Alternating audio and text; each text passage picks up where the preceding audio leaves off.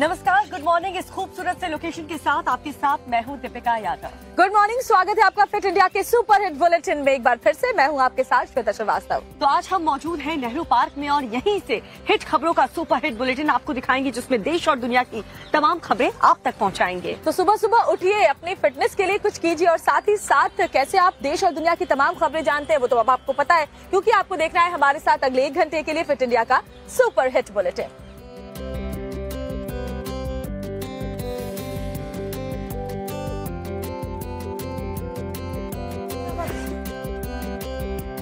वैसे आज मंगलवार का दिन है दीपिका, और मंगलवार के दिन कहते हैं बजरंग बली के दर्शन के साथ अगर दिन की शुरुआत हो तो उससे बेहतर भला क्या हो सकता है। इसलिए आज के दिन बहुत सारे लोग ऐसे हैं जो बजरंग बली के मंदिर जाते हैं, पूजा करते हैं और उसके बाद अपने दिन की शुरुआत करते हैं। बिल्कुल, और मंगलवार के दिन तो हनुमान मंदिर के बाहर भक्तों की भीड़ देखने को मिलती है, लेकिन अयोध्या में रामलला के दर्शन करने के लिए श्रद्धालुओं को किसी भी तरीके की परेशानी ना हो, उसको लेकर के तैयारियां बहुत तेजी से चल रही हैं। वो तस्वीरें आपको दिखाएंगे क्या तैयारी चल रही है। अयोध्या में राम मंदिर का निर्माण तेजी से चल रहा है और उससे भी ज्यादा तेजी से चल रहा है राम पथ का निर्माण। राम मंदिर तक पहुंचने में श्रद्धालुओं को कोई परेशानी न हो, इसके लिए सड़क की चौड़ाई बढ़ाने का काम युद्ध स्तर पर जारी है। रास्ते में पड़ने वाले मंदिरों और मस्जिदों को हटाने का काम भी लगातार जारी है। शहादतगंज से नया घाट तक बनाया जा रहा रामपथ 13 किलोमीटर के रास्ते को चौड़ा करने का काम जारी। रामपथ मार्ग में आ रहे 30 मंदिर, 9 मस्जिद, रामपथ मार्ग में पड़ रही 4 मजार। मंदिर और मस्जिदों को लोगों की सहमति से हटाकर दूसरी जगह शिफ्ट किया जा रहा है। कुछ मंदिरों और मस्जिदों का थोड़ा हिस्सा भी तोड़ा गया है। अब तक 6 मंदिरों को विस्थापित किया जा चुका है, जबकि 4 मस्जिदों को भी आंशिक रूप से तोड़ा गया है। सारा काम सभी धर्म के लोगों से वार्ता के आधार पर किया जा रहा है। इस संवाद का ये फायदा हुआ कि अब तक हम नियावा मस्जिद, बेनीगंज मस्जिद, ITI की मस्जिद पे काम शुरू हो गया है। इसके अलावा रिकार्ड में 2 मंदिर थे हमारे, करण सिनेमा के सामने मंदिर था वो हट गया है। इधर रामलला का जलाभिषेक 155 देशों के जल से करने की तैयारी है।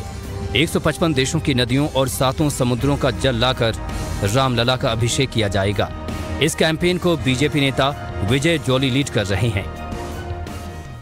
इन एकत्रित जलों को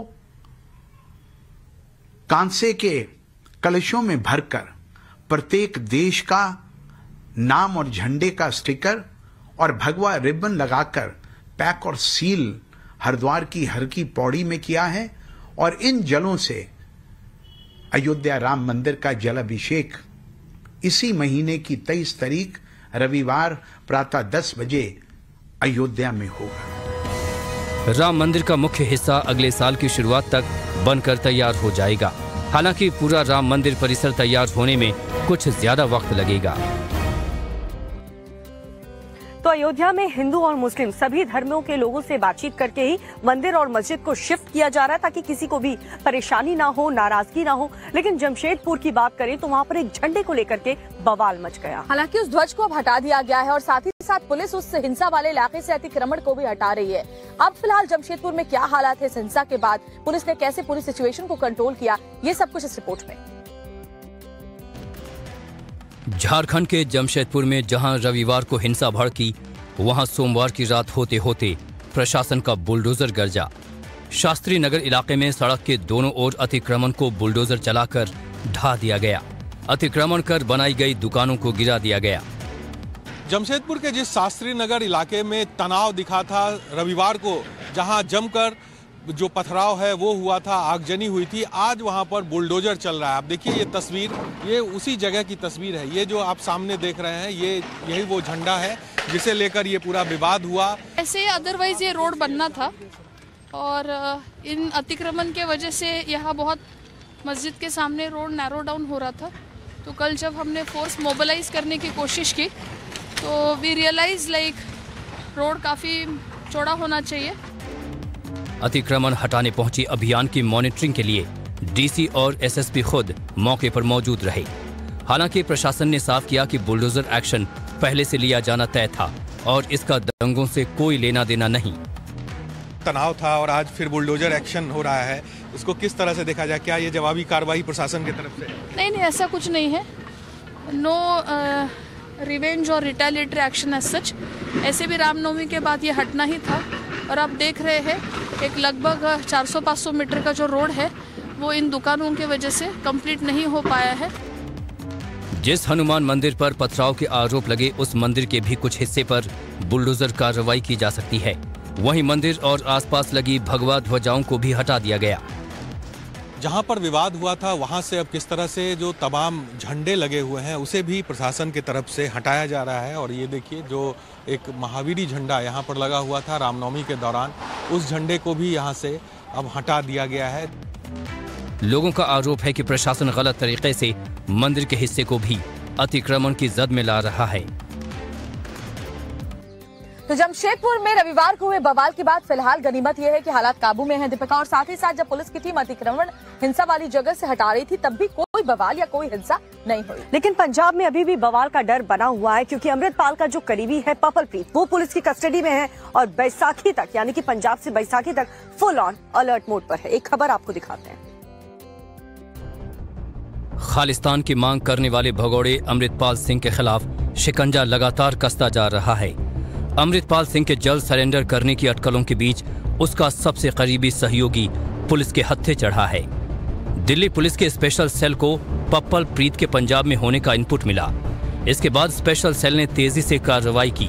पंजाब पुलिस के आला अधिकारियों के साथ मिलकर ऑपरेशन को अंजाम दिया गया और पप्पलप्रीत सिंह को अमृतसर से अरेस्ट कर लिया गया। कुछ वक्त से पप्पलप्रीत सिंह अमृतसर के काथू नंगल इलाके में ही छुपा हुआ था। बहुत सारे क्लू ਸੀਗੇ ਇਸ ਮੈਟਰ ਦੇ ਵਿੱਚ ਜਿਹੜਾ ਸਪੈਸ਼ਲ ਆਪਰੇਸ਼ਨ ਚੱਲ ਰਿਹਾ ਸੀਗਾ। ਪੱਪਲਪ੍ਰੀਤ ਸਿੰਘ ਜਿਹੜਾ ਮੇਨ ਐਸੋਸੀਏਟ ਆ ਅਮਰਿਤਪਾਲ ਸਿੰਘ ਦਾ, ਉਹਨੂੰ ਪੰਜਾਬ ਪੁਲਿਸ ਨੇ ਔਰ ਖਾਸ ਕਰਕੇ ਅੰਮ੍ਰਿਤਸਰ ਰੂਰਲ ਪੁਲਿਸ ਨੇ ਕੱਥੂ ਨੰਗਲ ਦੇ ਏਰੀਆ ਤੋਂ ਗ੍ਰਿਫਤਾਰ ਕੀਤਾ ਹੈ। ਪੱਪਲਪ੍ਰੀਤ ਸਿੰਘ ਨੂੰ ਡਿਟੇਨ ਕੀਤਾ ਗਿਆ ਐਨਐਸਏ ਦੇ ਵਿੱਚ। ਗ੍ਰਿਫਤਾਰੀ ਜਿਹੜੀ ਪਏਗੀ ਐਨਐਸਏ ਦੇ ਤਹਿਤ ਉਹ ਗ੍ਰਿਫਤਾਰੀ ਪਏਗੀ। ਇਸ ਤੋਂ ਇਲਾਵਾ ਇਹ 6 ਹੋਰ ਕੇਸਿਸ ਦੇ ਵਿੱਚ ਵਾਂਟਡ ਆ। पप्पलप्रीत सिंह और अमृतपाल दोनों जालंधर से एक साथ फरार हुए थे। होशियारपुर में दोनों ने अपने रास्ते बदल लिए थे। पप्पलप्रीत सिंह पर पंजाब में एनएसए लगाया गया है, जबकि 6 अन्य मामलों में भी पुलिस को उसकी तलाश थी। खालिस्तान की मांग करने वाले अमृतपाल का सबसे करीबी सहयोगी है पप्पलप्रीत, लेकिन उसका परिवार उसे बेकसूर बता रहा है। बहुत चंगे इंसान आ ਉਹ ਉਹਨਾਂ ਦੀ ਇਸ ਤਰ੍ਹਾਂ ਦੀ ਕੋਈ ਗੱਲ ਨਹੀਂ। ਉਹ ਪੱਤਰਕਾਰੀ ਦੇ ਤੌਰ ਤੇ ਵਿਚਰਦੇ ਹੀ ਤੇ ਪੱਤਰਕਾਰੀ ਤੋਂ ਇਲਾਵਾ ਉਹ ਕੋਈ ਨਹੀਂ ਕੋਈ ਜਿਸ ਤਰ੍ਹਾਂ ਕਰਦੇ। ਜੋ ਅਮਰਤਪਾਲ ਦੇ ਨਾਲ ਵੀ ਰਹਿੰਦੇ ਸੀ ਇੱਕ ਪੱਤਰਕਾਰੀ ਦੇ ਤੌਰ ਤੇ ਜਾਂਦੇ ਸੀ ਤੇ ਇੰਟਰਵਿਊ ਕਰਾਉਂਦੇ ਸੀ, ਸਾਰਾ ਕੁਝ ਕਰਦੇ ਸੀ। ਉਹ ਸਿਰਫ ਇੱਕ ਸਾਫ਼ ਸੁਥਰਾ ਹੀ ਉਹਨਾਂ ਦਾ ਅਕਸ ਉਹ ਐਵੇਂ ਖਰਾਬ ਕਰ ਰਹੇ ਆ ਕਿ ਇਹ ਫੰਡਿੰਗ ਆ ਰਹੀ ਸੀ ਜਾਂ ਕੁਝ ਇਸ ਤਰ੍ਹਾਂ ਦਾ ਕੋਈ ਰੋਲ ਨਹੀਂ। ਉਹਨਾਂ ਨੇ ਨਾ ਕਦੀ ਕੋਈ ਹਥਿਆਰ ਦੀ ਗੱਲ ਕੀਤੀ ਆ ਨਾ ਹੀ ਉਹਨਾਂ ਨੇ ਕੋਈ ਇਸ ਤਰ੍ਹਾਂ ਦੀ ਕੋਈ ਗੱਲ ਕੀਤੀ। सूत्रों की माने तो पप्पलप्रीत सिंह को अब असम की डिब्रूगढ़ जेल में शिफ्ट किया जा सकता है। पंजाब में हालात न बिगड़े इसके चलते फैसला हो सकता है। 14 अप्रैल तक पंजाब हाई अलर्ट पर है और पुलिस कर्मियों की छुट्टियां भी रद्द कर दी गई हैं। तो बैसाखी तक माहौल ना बिगड़े इसको लेकर के पंजाब पुलिस की छुट्टियां भी रद्द कर दी गई हैं और खबर ये भी मिल रही है कि बहुत जल्द अमृतपाल भी सरेंडर कर सकता है, जिसको लेकर के पंजाब पुलिस पूरी तरह से मुस्तैद है। लेकिन ये मुस्तैदी छत्तीसगढ़ के बेमतरा में पुलिस की बहुत नजर नहीं आई क्योंकि अभी भी वहां पर बवाल जारी है। एक घर में सोमवार को आगजनी की गई जिसके बाद जमकर बवाल हुआ। पुलिस फोर्स मौके पर पहुंची और इस पूरे मामले को लेकर अब सियासत भी तेज है। खबर देखिए इस रिपोर्ट में।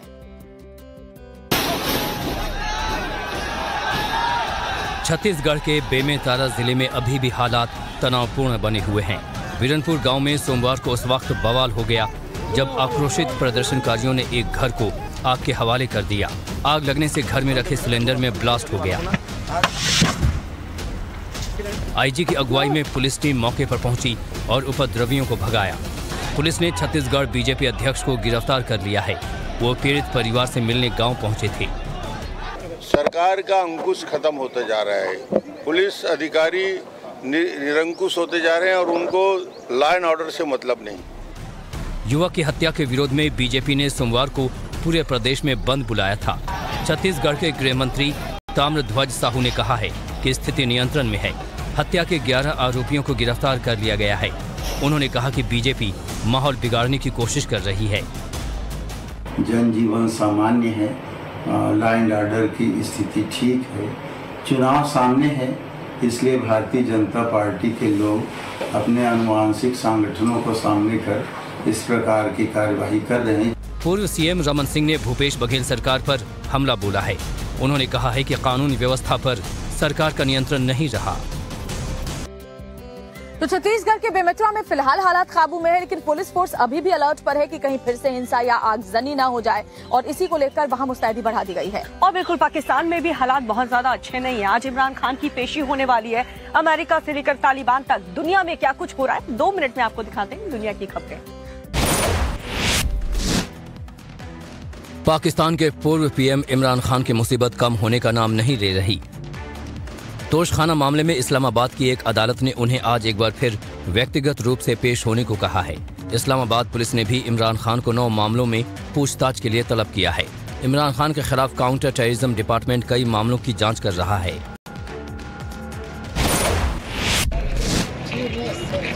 पाकिस्तान में आतंकी हमले रुकने का नाम नहीं ले रहे।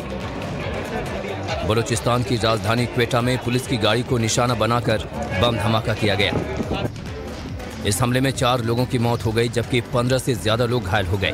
मारे गए लोगों में 2 पुलिस अधिकारी और 2 आम नागरिक शामिल हैं। अभी तक किसी ने हमले की जिम्मेदारी नहीं ली है। अफगानिस्तान में तालिबान की वापसी के बाद महिलाओं के लिए दिन लगातार मुश्किल होते जा रहे हैं। अपने नए फरमान में तालिबान ने हिरान प्रांत में महिलाओं के गार्डन, रेस्टोरेंट और पार्क में जाने पर प्रतिबंध लगा दिया है। ऐसा कुछ तालिबानी धर्म गुरुओं के कहने पर किया गया। तालिबान पहले ही महिलाओं के स्कूल, कॉलेज और जिम जाने पर प्रतिबंध लगा चुका है।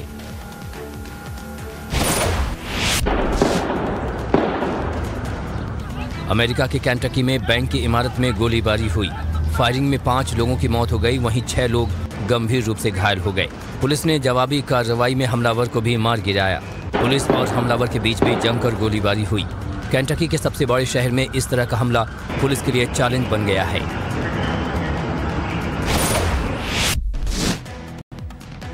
कोलंबिया में ज्वालामुखी की आग का ताप कम होने का नाम नहीं ले रही। यहां के लोगों पर अब भी ज्वालामुखी का खतरा मंडरा रहा है। प्रशासन ने ज्वालामुखी की आग को देखते हुए ऑरेंज अलर्ट जारी कर दिया है। बता दें कि पिछले हफ्ते ही ज्वालामुखी के आसपास वाले इलाके से करीब 40 परिवारों को दूसरी जगह भेजा गया है। तो देखा आपने पाकिस्तान में किस तरीके से इमरान खान के जो समर्थक हैं वो लगातार प्रदर्शन कर रहे हैं, और पंजाब प्रांत के जब से चुनाव टले उसके बाद बवाल और भी ज्यादा बढ़ता जा रहा है। तो वहीं तालिबान में आपने देखा एक फरमान से किस तरीके से बवाल मच गया। और बवाल तो पाकिस्तान से जो भारत का सटा हुआ सूबा है राजस्थान, वहाँ भी मच रहा है। सियासी बवाल वहाँ इस कदर है कि सचिन पायलट अपनी ही सरकार के खिलाफ आवाज बुलंद कर रहे हैं। आज से वो धरने पर बैठ रहे हैं, लेकिन आला कमान इसे लेकर सख्त है। क्यों नाराज है सचिन पायलट, क्या है उनके इस धरने की वजह, ये सब कुछ इस रिपोर्ट में। अपनी ही सरकार के खिलाफ पायलट के धरने को लेकर राजस्थान में सियासी संग्राम छिड़ा है। सचिन पायलट आज जयपुर के शहीद स्मारक पर 1 दिन का अनशन करेंगे। पार्टी नेताओं के समझाने के बावजूद वो अनशन को लेकर अड़े हुए हैं। 11 अप्रैल को राजस्थान में शहीद स्मारक के ऊपर 1 दिन का अनशन करूंगा। अनशन करप्शन के खिलाफ कार्रवाई करने को रखा जाएगा। अब तक जो हम नहीं कर सके 4.25 साल में, उसको करने के लिए हर पार्टी को अपनी बात पर विश्वास कायम कराने के लिए प्रमाण देना जरूरी है। बीजेपी सरकार के घोटालों पर कार्रवाई नहीं करने के खिलाफ पायलट ने रविवार को अनशन का ऐलान किया था। सुबह 11 बजे से शाम 5 बजे तक पायलट अनशन करेंगे। अनशन में प्रदेश भर से उनके समर्थक जयपुर पहुंचेंगे। राजस्थान प्रभारी सुखजिंदर सिंह रंधावा ने पायलट के धरने को पार्टी विरोधी करार दिया है। पवन खेड़ा ने कहा कि उन्हें अपनी बात राजस्थान प्रभारी के सामने रखनी चाहिए थी। कहना ठीक नहीं होगा कि जांच नहीं, जांच हो रही है और किसी को भी अगर शिकायत है तो उन्हें हमारे महासचिव जो हैं, प्रभारी महासचिव, उनके संज्ञान में लाना चाहिए। केंद्रीय मंत्री अर्जुन राम मेघवाल ने कहा है कि राजस्थान सरकार पहले से ही 2 खेमे में बंटी हुई है। राजस्थान की वर्तमान की कांग्रेस सरकार 2 भागों में बंटी हुई नजर आती है। एक खेमे का नेतृत्व एसओ गहलोत जी कर रहे हैं और दूसरे खेमे का नेतृत्व सचिन पायलट जी कर रहे हैं। कांग्रेस के अंतर्कलह को बीजेपी बड़े मौके की तरह देख रही है। अगर सचिन पायलट के खिलाफ कांग्रेस आलाकमान कोई कार्रवाई करता है तो चुनाव में इसका असर जरूर दिखेगा। तो राजस्थान में इसी साल विधानसभा चुनाव होने हैं। ऐसे में सचिन पायलट के जो बगावती तेवर हैं वो उनकी ही पार्टी के लिए मुश्किलें खड़ी कर सकते हैं और यही वजह है कि आलाकमान तो सख्त है। नसीहत जरूर सचिन पायलट को दी जा रही है लेकिन कोई एक्शन नहीं लिया जा रहा। जी हाँ, इधर राहुल गांधी की बात करें तो वो आज संसद सदस्यता रद्द होने के बाद वायनाड जाने वाले हैं। उनके साथ कौन मौजूद होगा इस वायनाड के दौरे पर, और साथ ही वायनाड जाने से पहले सावरकर के पोस्टर लग चुके जिसके लेकर के हो सकता है कि महाराष्ट्र की सियासत में एक बार फिर से भूचाल आए। पूरी खबर इस रिपोर्ट में देखिए। संसद सदस्यता जाने के बाद पहली बार राहुल गांधी आज वायनाड का दौरा कर रहे हैं। राहुल के साथ उनकी बहन प्रियंका भी वायनाड जा रही हैं। राहुल गांधी यहां एक जनसभा को संबोधित करेंगे और रोड शो करेंगे। इस बीच वायनाड में एक पोस्टर लगाया गया है जिसमें लिखा गया है कि मैं सावरकर नहीं हूं, मैं राहुल गांधी हूं, माफी नहीं मांगूंगा। सावरकर को लेकर राहुल के बयान के चलते ही महाराष्ट्र में कांग्रेस की सहयोगी पार्टी शिवसेना और एनसीपी ने किनारा कर लिया था। अब देखना यह है कि इस पोस्टर पर दोनों पार्टियां क्या रिएक्शन देती हैं। 2019 में राहुल गांधी वायनाड से ही सांसद चुने गए थे। ऐसे में आज उनकी रैली पर सभी की नजरें रहेंगी। संसद सदस्यता के खिलाफ कांग्रेस पहले से ही देशव्यापी सत्याग्रह चला रही है। शहर शहर मशाल जुलूस निकाले जा रहे हैं। दूसरी तरफ अडानी मुद्दे पर राहुल गांधी के ट्वीट पर सिंधिया ने पलटवार किया है। उन्होंने कहा कि मुझ पर बेबुनियाद आरोप लगाने और मुख्य मुद्दों से ध्यान भटकाने की बजाय राहुल गांधी को बीजेपी के सवालों का जवाब देना चाहिए। तो राहुल गांधी तो बार बार यही कह रहे हैं कि वो सावरकर नहीं गांधी हैं, वो माफी बिल्कुल नहीं मांगेंगे, लेकिन बीजेपी भी अड़ी हुई है कि राहुल गांधी माफी मांगे। और इधर तेजस्वी यादव भी कह रहे हैं कि उन्होंने कुछ गलत नहीं किया है। तेजस्वी यादव दिल्ली पहुंचे हैं, उनसे पूछताछ की जानी है।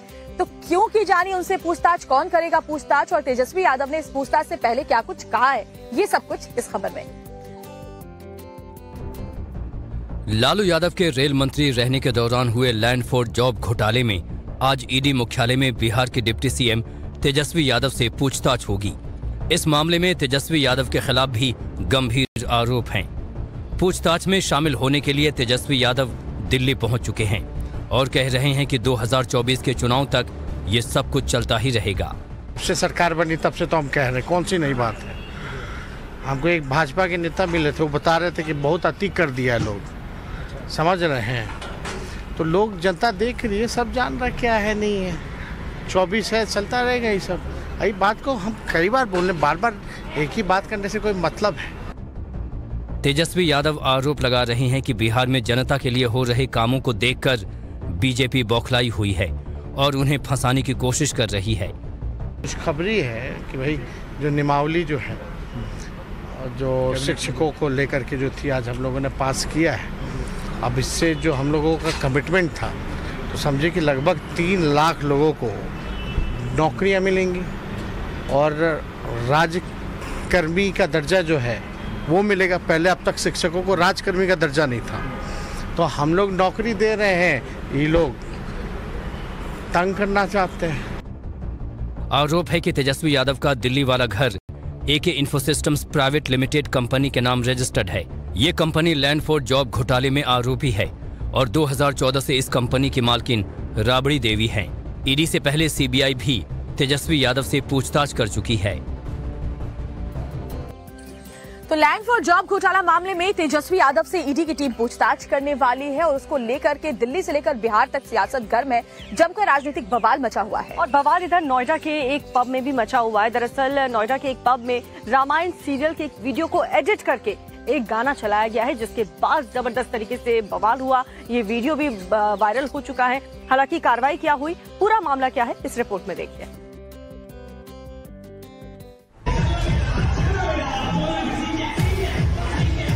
नोएडा के गार्डन गैलेरिया मॉल में बने पब में रामायण धारावाहिक के वीडियो को एडिट कराकर चलाया गया।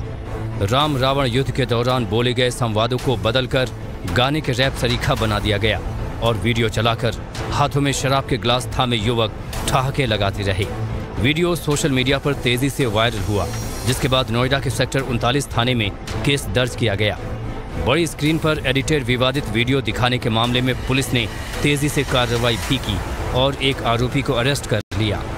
एक वीडियो वायरल हो रहा है, जो वीडियो गार्डन्स गैलेरिया मॉल के लॉर्ड ऑफ द ड्रिंक्स बार का बताया जा रहा है। इस वीडियो में प्रसिद्ध सीरियल रामायण धारावाहिक के कुछ पात्रों को दर्शाया गया है और बैकग्राउंड में गाना बज रहा है। इसका संज्ञान लेते ही थाना 39 की पुलिस द्वारा तुरंत ही FIR पंजीकृत की जा चुकी है। धाराएं 153A और 295A में 3 अभियुक्तों के खिलाफ FIR दर्ज की गई है। इसमें से एक अभियुक्त की अरेस्टिंग हो भी चुकी है। आरोपी के खिलाफ धार्मिक भावनाओं को ठेस पहुंचाने के आरोप में केस दर्ज किया गया है। कई दूसरी धाराएं भी केस में जोड़ी जा रही हैं। इस मामले में पब के मालिकों पर भी केस दर्ज करने की तैयारी की जा रही है। मामले में आरोपी बनाए 2 अन्य लोगों की गिरफ्तारी की कोशिशें भी लगातार जारी हैं। तो देखिए, ये जो पूरा मामला सामने आया है, जिसको लेकर के हिंदू भावनाओं को आहत करने का आरोप यहाँ पर लगा है और पुलिस अब इस पूरे मामले को दर्ज करके केस की छानबीन में जुट चुकी है। 2 आरोपियों की तलाश में भी पुलिस की टीम जुट चुकी है। इसके अलावा आगरा से एक ऐसा वीडियो सामने आया है जिसने वकालत के पेशे को दागदार कर दिया है। साथ ही बजरंग बली की मूर्ति के आंखों से बहते आंसू का वीडियो वायरल क्या कुछ कहता है। इसके अलावा क्या कुछ वायरल है वो सब कुछ सिर्फ 2 मिनट में। बजरंग बली की प्रतिमा की आंख से आंसू निकलने का एक वीडियो सोशल मीडिया पर जमकर वायरल हो रहा है। ग्रामीणों का कहना है कि पहली बार ऐसी घटना देखने को मिली है, तो वहीं विशेषज्ञों का कहना है कि बजरंग बली की मूर्ति पर रोजाना सिंदूर लगाया जाता है। सिंदूर में मर्क्यूरिक ऑक्सीडाइज्ड होती है और ये बहुत तेजी से पानी को सोखता है और एक समय बाद वही पानी बूंदों के रूप में मूर्ति पर नजर आता है। सोशल मीडिया पर तेजी से वायरल हो रहे वीडियो को देखिए। कार में एक बुजुर्ग महिला की लाश पड़ी हुई है। एक वकील कागज पर अंगूठा लगवा रहा है और वहीं पीछे भी 2 व्यक्ति खड़े हुए हैं। वायरल हो रहा ये वीडियो आगरा का बताया जा रहा है। इस वीडियो के सोशल मीडिया पर वायरल होने के बाद से लोग कई तरह के सवाल उठा रहे हैं। ये वीडियो देखिए, एक बुजुर्ग महिला सड़क से आती दिख रही है। वहीं सड़क के दूसरी ओर एक सांड भी चुपचाप खड़ा हुआ दिख रहा है। जैसे ही महिला सांड के करीब आती है, वो हमला कर देता है और महिला को सड़क पर ही उठाकर पटक देता है। एक लड़का दौड़ते हुए उन्हें बचाने के लिए आया, लेकिन सांड ने लड़के को भी नहीं बख्शा और हमला कर दिया। वीडियो जिसने भी देखा वो सिहर उठा। अगर आप भी कार चलाते हैं और कार में मोबाइल पर्स रखते हैं तो सावधान रहिए। कार रेड लाइट पर खड़ी है और ड्राइविंग सीट पर बैठा शख्स ग्रीन सिग्नल का इंतजार कर रहा होता है। तभी एक भिखारी आता है और झपट्टा मारकर उसका मोबाइल लेकर फरार हो जाता है। मोबाइल झपटने के बाद भिखारी रोड की दूसरी तरफ भागने लगा। इधर शख्स भी पूरी ताकत से उसके पीछे दौड़ने लगा। एक बतख 2 कुत्तों पर कैसे भारी पड़ी ये इस वीडियो में देखिए। 2 कुत्ते एक बतख पर हमला कर देते हैं, लेकिन बतख बिना डरे दोनों कुत्तों से भिड़ जाती है। बतख दोनों कुत्तों को खूब मजा चखाती है। बतख की बहादुरी देख कुत्ते इधर उधर भागने लगते हैं। बतख की इस बहादुरी का वीडियो सोशल मीडिया पर खूब वायरल हो रहा है और लोग बतख की जमकर तारीफ भी कर रहे हैं। तो देश में कोरोना वायरस बहुत तेजी के साथ फैल रहा है। रोजाना हजारों की तादाद में जो केसेस हैं वो सामने आ रहे हैं और ये हाल तो तब है दीपिका जब राज्यों में टेस्टिंग बहुत कम हो रही है। बिल्कुल, और बात करें राजधानी दिल्ली की तो यहाँ पर तो कोविड के केसेस बहुत ज्यादा बढ़ते हुए नजर आ रहे हैं, वो भी तेजी से। हर 4 इंसान में एक शख्स कोविड पॉजिटिव ही निकल रहा है। ऐसे में क्यों कोविड से हमें डरने की जरूरत है और अभी फिलहाल ताजा अपडेट क्या है, कितने आंकड़े बढ़ चुके हैं, इस रिपोर्ट में देखिए। कोरोना के XBB वेरिएंट से देश में हाहाकार मच रहा है। कोरोना के मामले तेजी से बढ़ रहे हैं और धीरे धीरे मरीज अस्पतालों में एडमिट भी हो रहे हैं। कोरोना से होने वाली मौतें भी तेजी से बढ़ रही हैं। बीते 24 घंटे में देश में कोरोना के 5,880 नए केस सामने आए हैं। 14 लोगों की कोरोना से देश भर में मौत हुई है। कोरोना के एक्टिव मरीज 35,200 तक पहुंच गए हैं। देश की राजधानी दिल्ली में कोरोना सबसे ज्यादा विकराल साबित हो रहा है। यहाँ हर चौथा व्यक्ति कोरोना वायरस की चपेट में है। दिल्ली में कोरोना के 484 नए केस सामने आए हैं। कोरोना पॉजिटिविटी रेट 26.58% है। एक्टिव केस 2,300 से ज्यादा हैं। मुंबई में विकराल होते कोरोना को देखते हुए सख्तियां शुरू हो गई हैं। बीएमसी ने सभी 11 अस्पताल में मास्क पहनना जरूरी कर दिया है। महाराष्ट्र में कोरोना के 328 केस सामने आए हैं। मुंबई में 95 नए केस मिले हैं। शहर में संक्रमण दर 9% के करीब है। महाराष्ट्र में कोरोना के एक्टिव केस 4,667 हैं। देश के बाकी राज्यों में भी कोरोना तेजी से फैल रहा है। गुजरात से पंजाब तक कोरोना के मरीज लगातार बढ़ रहे हैं। गुजरात में 212 नए केस सामने आए हैं। प्रदेश में एक्टिव केस 1932 हैं। राजस्थान में 3 लोगों की कोरोना से मौत हुई है। दिल्ली और पंजाब में भी 3 लोगों की मौत हुई है। कोरोना से निपटने के लिए आज भी देश के अस्पतालों में मॉक ड्रिल की जाएगी। कोरोना मरीजों की टेस्टिंग देश में अभी काफी कम है और टेस्ट बढ़ेंगे तो मरीजों की संख्या भी बढ़ेगी। वक्त एक बड़ी खबर मिल रही है पंजाब से। आपको बता दें, अमृतपाल का करीबी पपलप्रीत, उसको लेकर के एक बड़ी खबर मिल रही है। डिब्रूगढ़ जेल पपलप्रीत को शिफ्ट कर दिया गया है। एनएसए के तहत पपलप्रीत को डिब्रूगढ़ भेजा गया है। कल अमृतसर से पपलप्रीत की गिरफ्तारी हुई थी और आपको ये भी बता दें कि इससे पहले भी एनएसए के तहत असम की डिब्रूगढ़ जेल में अमृतपाल के बाकी गिरफ्तारी साथी भी जेल जा चुके हैं और जल्द ही अब अमृतपाल भी सलाखों के पीछे होगा, ये भी अब उम्मीद लगाई जा रही है, क्योंकि काफी लंबे वक्त से उसकी तलाश में पुलिस लगी हुई है। अब पपलप्रीत जो उसका सबसे करीबी था वो कई राज खोलेगा। कल उसकी गिरफ्तारी हुई है, जिसके बाद अमृतपाल भी जल्द ही पुलिस के शिकंजे में होगा। ये बड़ी खबर आपको बता रहे हैं। और देखिए, आज Arvind Kejriwal party head office पहुंचने वाले हैं और वहां पर वो कार्यकर्ताओं से बातचीत भी करने वाले हैं। दरअसल एक बहुत बड़ी खुशखबरी आम आदमी पार्टी के लिए कल आई, क्योंकि नेशनल पार्टी का जो दर्जा है आम आदमी पार्टी को मिल गया। तो आम आदमी पार्टी के दफ्तर में तो जश्न होगा, लेकिन कौन सी वो 3 पार्टियां हैं जिनके हेडक्वार्टर में मायूसी छाई हुई है, ये सब कुछ इस रिपोर्ट में देखिए। देश में नई राष्ट्रीय राजनीतिक दलों का ऐलान हुआ तो बाजी आम आदमी पार्टी ने मारी। 2 राज्यों में बहुमत की सरकार चला रही आम आदमी पार्टी अब देश में राष्ट्रीय पॉलिटिकल पार्टी बन गई है। अपने गठन के सिर्फ 10 साल में ही राष्ट्रीय पार्टी बनकर आम आदमी पार्टी ने नया कीर्तिमान रचा है। नेशनल पार्टी बनने पर आम आदमी पार्टी में खुशी की लहर है। केजरीवाल ने ट्वीट कर कार्यकर्ताओं को बधाई दी है। उन्होंने लिखा कि इतने कम समय में राष्ट्रीय पार्टी बनना किसी चमत्कार से कम नहीं। सभी को बहुत बहुत बधाई। देश के करोड़ों लोगों ने हमें यहाँ तक पहुँचाया। हे प्रभु, हमें आशीर्वाद दो कि हम जिम्मेदारी अच्छे से पूरी करें। हमारे लिए बहुत बड़ी बात है कि करोड़ों लोगों के आशीर्वाद की वजह से, उनके प्यार की वजह से आज एक नई पार्टी को, एक छोटी सी पार्टी को राष्ट्रीय दल होने का दर्जा मिला है। इधर 3 पॉलिटिकल पार्टीज का राष्ट्रीय दर्जा खत्म भी कर दिया गया, जिसके बाद राजनीतिक बयानबाजी भी तेज हो गई। एनसीपी अब महाराष्ट्र राज्य का राजनीतिक दल है। सीपीआई अब मणिपुर, केरल और तमिलनाडु का राजनीतिक दल है, जबकि टीएमसी अब सिर्फ पश्चिम बंगाल का क्षेत्रीय दल है। देश में अब 6 राजनीतिक दल हैं जिन्हें राष्ट्रीय राजनीतिक दल होने का गौरव हासिल है। भारतीय जनता पार्टी, भारतीय राष्ट्रीय कांग्रेस, बहुजन समाज पार्टी, मार्क्सवादी communist party, national people's party और आम आदमी पार्टी। गुजरात चुनाव में 6% से ज्यादा वोट शेयर हासिल करने के बाद आम आदमी पार्टी का राष्ट्रीय पार्टी बनना तय था। पंजाब और दिल्ली में सरकार के अलावा गोवा में आम आदमी पार्टी के पास 2, जबकि गुजरात में 5 विधायक हैं। तो आम आदमी पार्टी जश्न में डूबी हुई है, क्योंकि 10 साल में ही आम आदमी पार्टी को नेशनल पार्टी का दर्जा मिल गया। इधर सीपीआई और टीएमसी के नेता नाराज हैं। बंगाल में तो राजनीतिक घमासान भी शुरू हो गया है। उधर दिल्ली में एक बार फिर से राजनीतिक घमासान देखने को मिल सकता है, क्योंकि नए मेयर का चुनाव होना है और यही अंदाजा इस बार भी लगाया जा रहा है कि चुनाव को लेकर के जबरदस्त तरीके से बवाल होगा। रिपोर्ट देखिए। दिल्ली नगर निगम में एक बार फिर मेयर का चुनाव होगा। दिल्ली को फिर नया मेयर मिलेगा। मेयर चुनाव के लिए तारीखों का ऐलान भी हो गया है। मेयर चुनाव के लिए 12 अप्रैल से 18 अप्रैल तक नामांकन किया जा सकेगा। 26 अप्रैल को मेयर पद का चुनाव होगा। दिल्ली की वर्तमान मेयर शैली ओबरॉय का कार्यकाल खत्म हो चुका है। 31 मार्च को ही शैली ओबरॉय का कार्यकाल पूरा हो चुका है, लेकिन वो अब भी मेयर पद की जिम्मेदारियां निभा रही हैं। माना जा रहा है कि आम आदमी पार्टी एक बार फिर शैली ओबरॉय को ही मेयर पद का प्रत्याशी घोषित करेगी।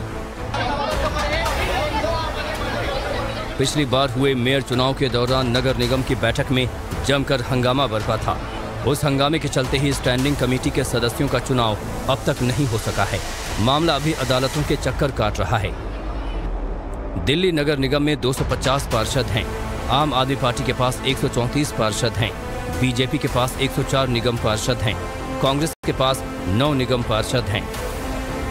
पिछले मेयर चुनाव से कांग्रेस ने खुद को अलग रखा था। बहुमत के हिसाब से देखें तो मेयर आम आदमी पार्टी से ही चुना जा सकता है, लेकिन क्रॉस वोटिंग खेल बिगाड़ सकती है। तो श्वेता, मेयर चुनाव को लेकर के तो यही कहा जा रहा है कि एक बार फिर से खींचतान देखने को मिल सकती है। तो वहीं बीजेपी की बात करें तो कर्नाटक में टिकट बंटवारे को लेकर के किस तरीके से परेशान है भारतीय जनता पार्टी, लगातार बैठकों का दौर भी जारी है। इधर उत्तर प्रदेश में अतीक अहमद को लेकर के एक और अपडेट है। अतीक अहमद पर एक और केस दर्ज हो गया है। इसके अलावा ओबीसी आरक्षण को लेकर के भी यूपी में घमासान छिड़ा हुआ है। देश की और कौन सी बड़ी खबरें जिस पर पूरा दिन हमारी नजर रहने वाली है, आपको दिखा देते हैं 2 मिनट में। माफिया अतीक अहमद और उसके बेटे अली पर प्रयागराज के धूमगंज थाने में केस दर्ज कराया गया है। साबिर हुसैन नाम के शख्स ने आरोप लगाया है कि 15 फरवरी को अतीक के गुर्गे उसका अपहरण कर उसे साबरमती जेल ले जाना चाहते थे। इनकार करने पर पिस्टल दिखाकर 1 करोड़ की रंगदारी मांगी थी। इधर उमेश पाल हत्याकांड में सूत्रों से पता लगता है कि शाइस्ता ने वारदात के बाद जेल में बंद अतीक को फोन किया था। कर्नाटक चुनाव को लेकर सोमवार को बीजेपी की मीटिंग हुई और आज एक बार फिर बीजेपी के नेताओं की बैठक होगी। अमित शाह के अरुणाचल से लौटने के बाद देर शाम कर्नाटक चुनाव पर मंथन होगा। माना जा रहा है कि इस मीटिंग के बाद ही कर्नाटक में बीजेपी उम्मीदवारों की लिस्ट फाइनल होगी। इस मीटिंग में कर्नाटक के सीएम बोम्मई और बीजेपी अध्यक्ष नड्डा भी शामिल होंगे।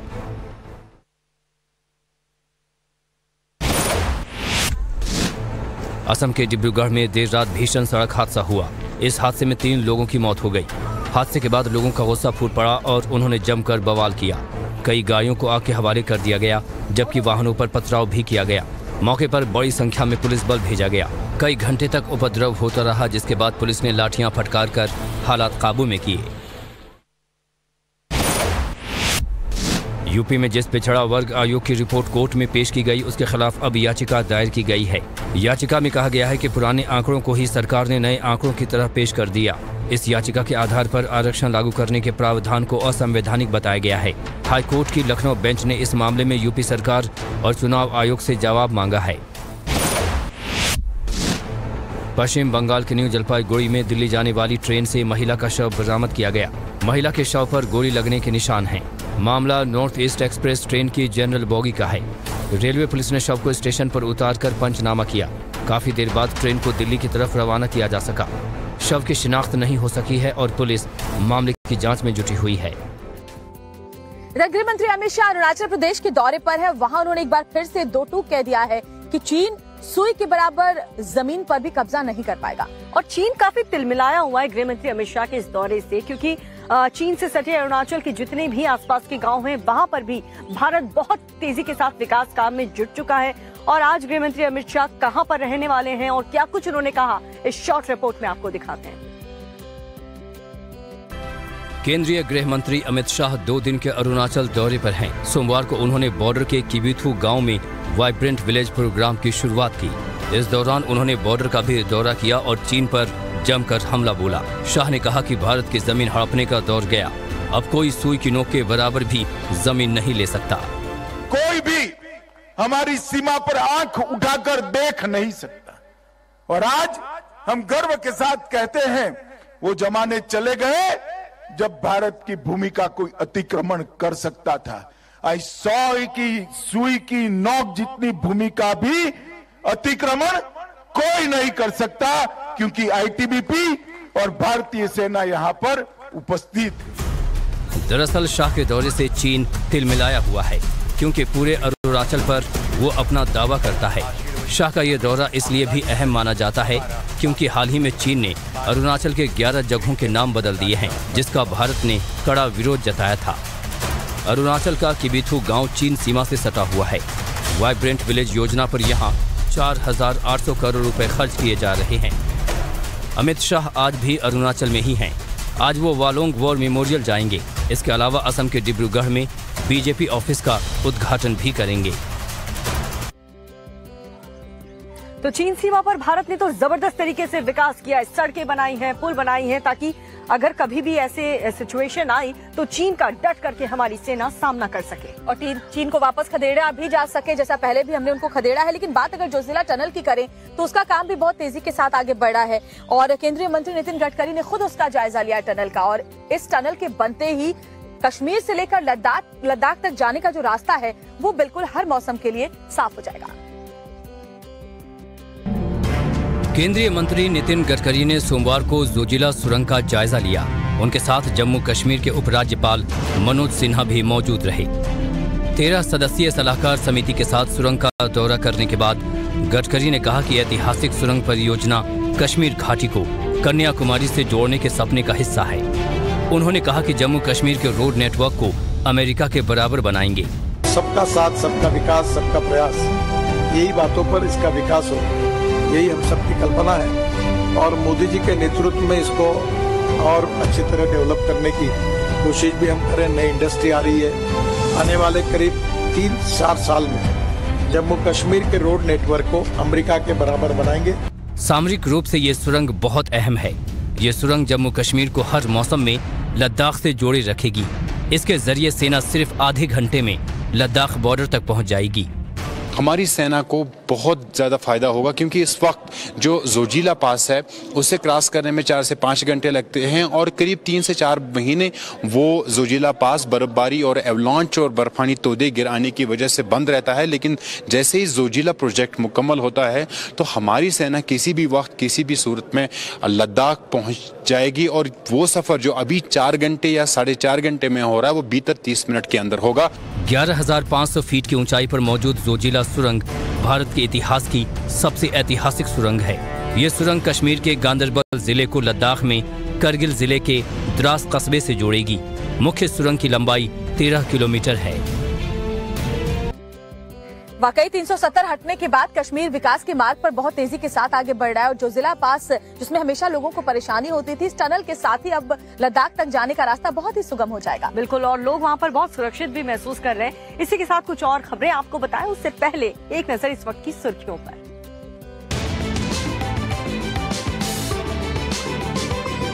अरुणाचल बॉर्डर से अमित शाह का चीन को कड़ा संदेश का सुई की नोक के बराबर जमीन का भी अतिक्रमण नहीं कर सकता चीन। आज किबीथू के वालोंग युद्ध स्मारक पर देंगे श्रद्धांजलि। जमशेदपुर में जहां दंगा हुआ वहां चला बुलडोजर, मस्जिद के सामने सड़क चौड़ी की गई। अतिक्रमण के खिलाफ कार्रवाई में मंदिर का हिस्सा भी आया। प्रयागराज शूट आउट पर बड़ा खुलासा। सूत्रों के मुताबिक उमेश पाल की हत्या के बाद अतीक अहमद ने कहा 18 साल बाद चीन की चैन की नींद सोया। बेटे असद को शामिल करने से नाराज थी शाइस्ता। 2 जगह से सैलरी लेने के आरोपों पर बिहार के शिक्षा मंत्री चंद्रशेखर का पलटवार। कहा जिन्होंने आरोप लगाया उनके खिलाफ मानहानि का केस करूंगा। और तोशाखाना केस में इमरान खान पर गिरफ्तारी की तलवार। इस्लामाबाद की अदालत ने आज पेश होने का दिया आदेश। कोर्ट के बाहर सुरक्षा के कड़े इंतजाम।